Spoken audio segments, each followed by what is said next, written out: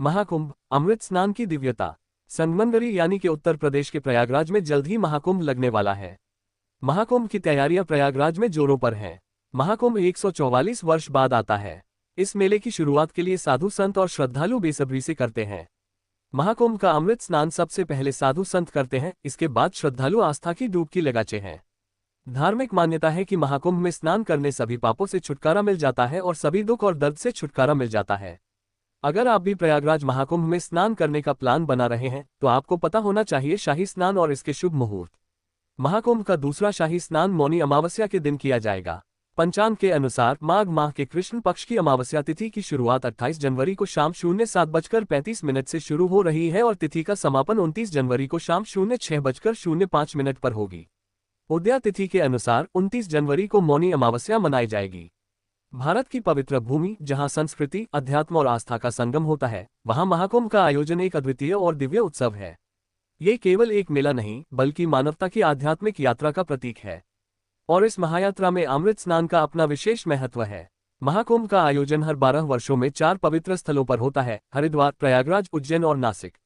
यहाँ श्रद्धालु लाखों की संख्या में एकत्रित होते हैं और उनकी आस्था का चरम बिंदु होता है अमृत स्नान। पौराणिक कथाओं के अनुसार समुद्र मंथन के दौरान अमृत कलश से अमृत की बूंदें इन 4 स्थानों पर गिरी।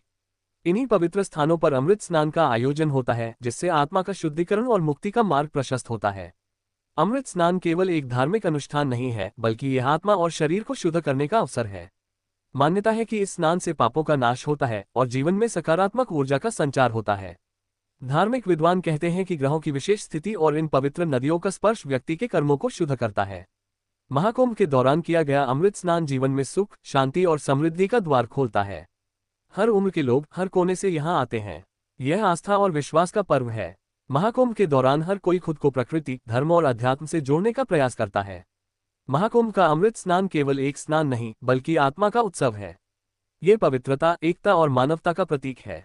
आइए इस अद्वितीय अवसर पर खुद को भगवान से जोड़ें और अमृत स्नान की दिव्यता का अनुभव करें। जानिए अमृत स्नान के नियम। महाकुंभ में स्नान के समय नियम का पालन न करने से जातक को शुभ फलों की प्राप्ति नहीं होती है। इसलिए आपको स्नान के नियम पता होने चाहिए। जब आप अमृत स्नान कर रहे हैं तो साबुन और शैम्पू का प्रयोग नहीं करें। स्नान करने बाद आपको अपने अनुसार अन्न, धन और वस्त्र आदि चीजों का दान करना चाहिए।